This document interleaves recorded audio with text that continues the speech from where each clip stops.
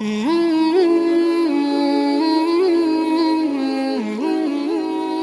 مولوی صاحب تھے بیچارے، ایک دن دوپہر کے وقت آئے، گھر میں آئے اپنے، تو پوچھا بیوی سے گھر میں بنا کیا ہے، کیا پکا ہے؟ تو بیوی نے کہا کہ ہمارے لیے تو مرغی پکی ہے، آپ کے لیے دال بنی ہے۔ تو مولوی صاحب کو بہت دھچکا لگا، بہت صدمہ ہوا، صدمہ عظیم پیش آیا کہ یہ کیا بات ہو گئی؟ ارے مرغی پہ تو ازلی ابدی پیدائشی حق ہم مولویوں کا ہے، تو یہ کہاں سے یہ الٹی گنگا کیسے بہنے لگی کہ ہمارے لیے دال بنی ہے، ان کے لیے مرغی پکی ہے؟ تو کہنے لگے کہ اللہ کی بندی یہ کیا بات ہو گئی، تمہارے لیے مرغی میرے لیے دال؟ تو کہنے لگیں کہ اصل میں بات یہ ہے کہ وہ مرغی اپنے گھر کی نہیں ہے،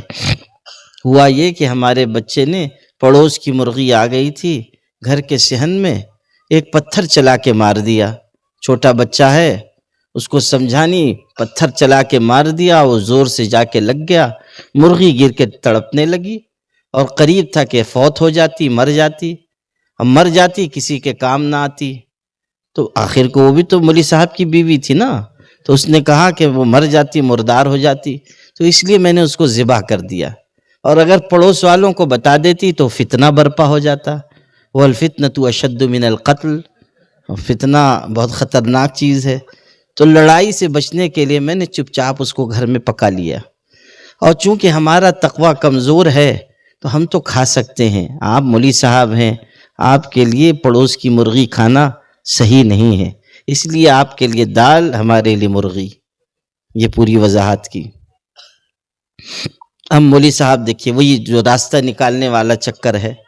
تھوڑی دیر انہوں نے سوچا، اس کے بعد کہنے لگے کہ یہ ٹھیک ہے کہ مرغی پڑوس کی تھی، لیکن اس میں جو مسالہ لگا ہے وہ تو اپنے گھر کا ہے،